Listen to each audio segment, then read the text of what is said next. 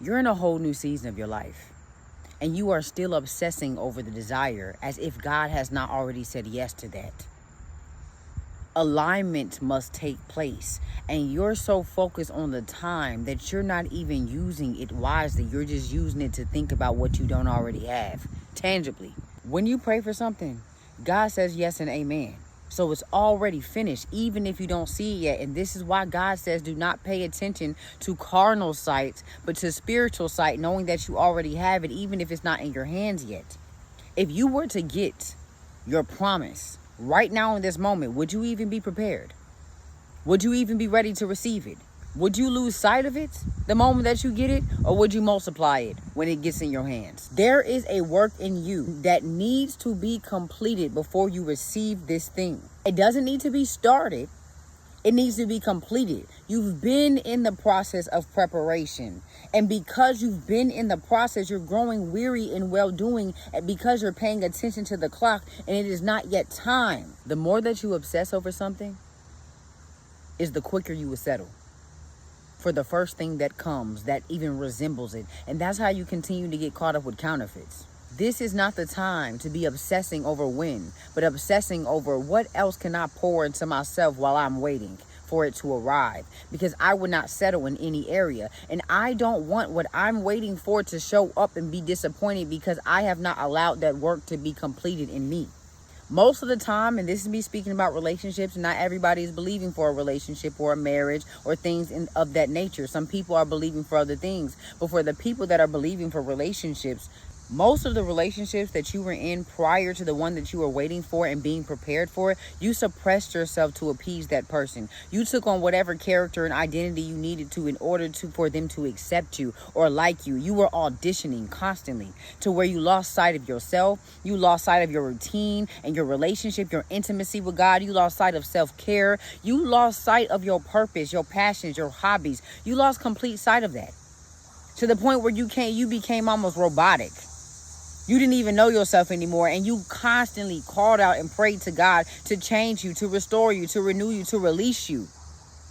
And if you continue to rush this process and become obsessed with this thing showing up, you will not even allow the work that needs to be completed in you to be finished, and you will settle and go right back into a cycle of suppressing yourself just to keep a relationship.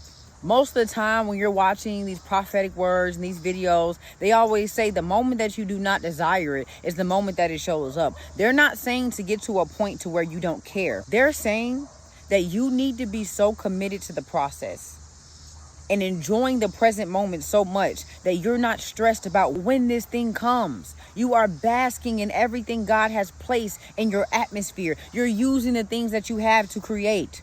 You're pouring into yourself. You're identifying what it is that you desire, what your boundaries are, what your standards are. You're taking your time with you, and you're not rushing anything, because you know when it is time for this thing to show up, it is going to exceed your expectations, and you won't feel bad about it. You won't beat yourself up for it or make it suppress itself or not give to you in abundance because you think you're not worthy. You're going to be out of that completely. But in order for you to get to that space, you have to take this time that you have right now, this free time, seriously. Your goal has to be to become completely new in it.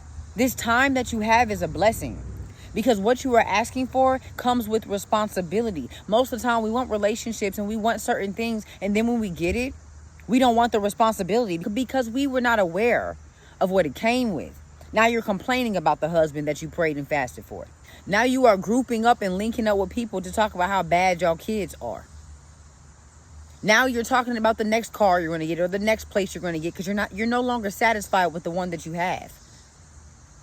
Every single thing that you pray for, that you ask for, that you are prepared for, it comes with responsibility.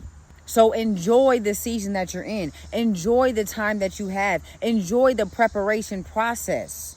The responsibility that is going to come with your promise, you will be excited about that responsibility because you took your time with yourself You know when it's time for you to take a breather. You know when to ask for help. You know not to overindulge yourself, because it is okay for you to not be in control of everything and be independent. That is what you will release in the waiting season. So instead of obsessing over this promise as if it's not already yours, take the waiting season seriously and prepare, because when it is time, there will be no room for hesitation. When it is time and this thing shows up for you tangibly, there will be no room for you to say, wait, I need to get ready. It's either you're ready or you're not, because God will raise somebody else up to take hold of the very thing that you are desiring if you are not ready for it. God's not going to say, oh, it's okay, go ahead and take the next couple months to get prepared and I'll bring it back to you. No, because that other person is doing the work necessary to align with what they're praying for. So if you're not ready, God's going to raise somebody else up. He don't got no time to waste. His word does not return to him in vain. He is very big on his integrity. So if you are not aligned with what it is you are praying for and asking for, God will raise somebody else up, because he's not going to disappoint the person that's in position. So this absolutely is not the time to be obsessing over the promise so much to the point where you're wasting time thinking, but action-wise, you are doing nothing. It is yours already. And the reason why you're obsessing over it so much to the point where you're not moving is because you're thinking from a lack mind state. Oh my gosh, this needs to hurry up and happen, because if it doesn't happen, then it's not going to. I've already been waiting this amount of time, so maybe God is a liar. Maybe it's not going to happen. Maybe I can't obtain it. Maybe I just need to settle for what I know or what makes sense, because circumstantially, it does not appear to be what I think it is. Circumstantially, it doesn't look like it's going to come to pass. Circumstantially, it doesn't look like it's going to work out. So let me go take things into my own hands and put it together and still not be satisfied or prepared or equipped for what I really desire. You want it on the highest level, not midway or not bottom of the totem pole, the highest. If you come from the Most High, why would he ever want you to settle for something on the bottom or in the middle? It doesn't make sense. So the more that you obsess over the promise, the more that you feel as if you cannot obtain it because of worldly things like time, the more that you stay in that mind state is the more that you would convince yourself that it's not possible for you and you need to go ahead and just settle for the first thing that comes, when that is the furthest thing from the truth. God has big plans for you. Big plans. He's going to exceed your expectations every single time. Every school I ever went to, I was always made to feel as if I was lame, as if something was wrong with me, as if I was odd, I was too proper. Something was always constantly off, no matter how hard I tried, because I started to borderline be a people pleaser. So I was like, what is wrong with me? In my household, it feel like something wrong with me. When I walk into my school, it feel like something wrong with me. No matter who I connect with and where I go, I never felt enough or like I was accepted. Always seemed as if I was not enough. When it came time to me getting my first car, I had a BMW drop-top convertible. God exceeded my expectations. It took me longer to get my car than everybody else. I was the one that was counted out the most out of everybody. But when God came through, he came through to the point where it was like, okay, hold on. People who did not like me, did not want to be near me, didn't want to have nothing to do with me, constantly talking about me. Now they was the first in line and try to hop in my back seat.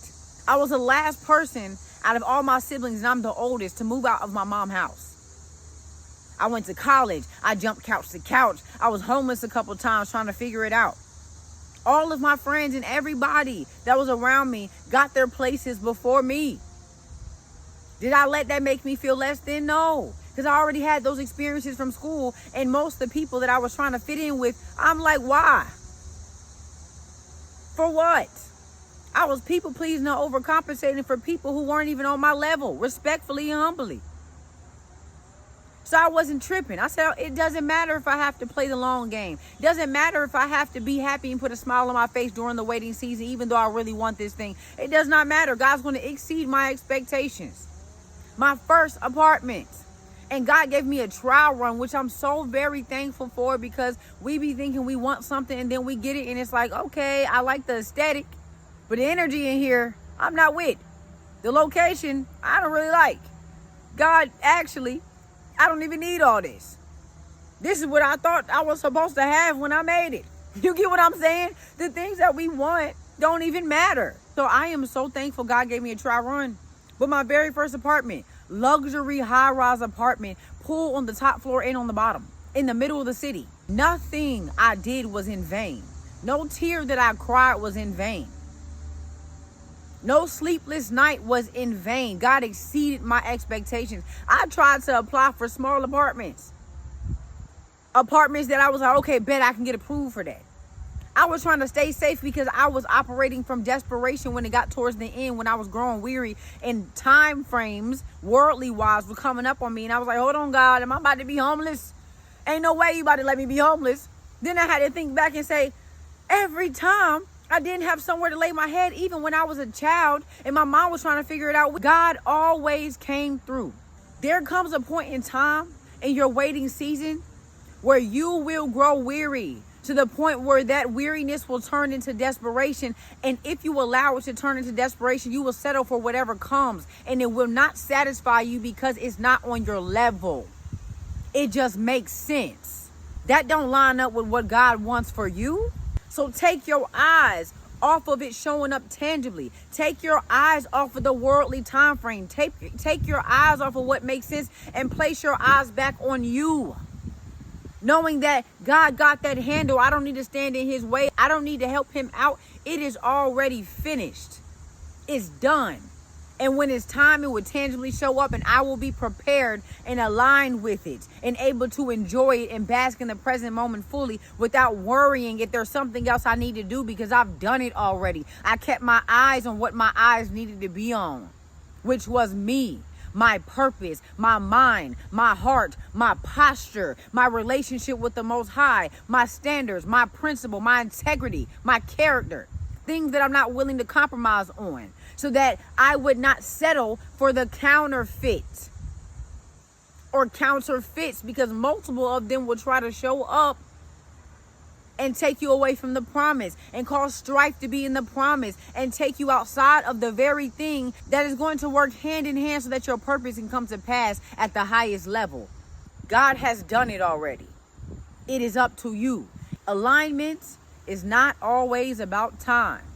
It's about you being in the right posture, in the right position, mentally, spiritually, emotionally, physically, verbally, and then it will show up tangibly. How many times has God blessed you, giving you the exact thing that you wanted, and you fumbled it completely, did not treat it right, didn't know what it was when it was in your face? And then when it was finally revealed, you were like, dang, I wish I would have done better. God, if you give me another opportunity. How many times have you done that? How many times has God given you a financial blessing and you didn't spend $3,000 in 3 days? What? You didn't spend all your money in the span of a week, and you didn't even invest into anything that you said you were going to invest into. Yeah, you threw a couple dollars at your business. Yeah, you threw a couple dollars at that thing that you begged God to bless. Yeah, you threw a couple dollars at it, but you didn't put in nearly as much as you should have. And you wasted your money on the people that showed up. Now all of a sudden you got more. You wasted on places and opportunities that did not serve you or pour into your purpose. In the moment where you get back into a place where you have to build again, where you have to apply that lesson you just learned, where is everybody that had their hand out? Where were they when you were in the season and your cards was declining? Where were they when you were in your season and you just had to book $1 in a dream? Where were they at? But the moment you started seeing some type of income, some type of increase, now everybody's around, got their hand out, and they're so ready and prepared. But the moment that you start to pay attention and really look at who is around you in this season of your life, you will start to see how they truly operate. This is not the time to be fumbling your blessings. This is not the time to be fumbling your increase. This is not the time to be operating in desperation because of your worldly time frame and what you desire. It's already waiting for you. But you have to get into alignment, because God is not going to give you what it is that you desire on the highest level if you're going to fumble it. That means he would be a liar. And he's not that. Refrain from obsessing over the desire as if it's not already promised to you. It is yours, but it's time for you to get into your rightful position so that when it shows up tangibly, you will not suppress yourself, reject it, or mistreat it.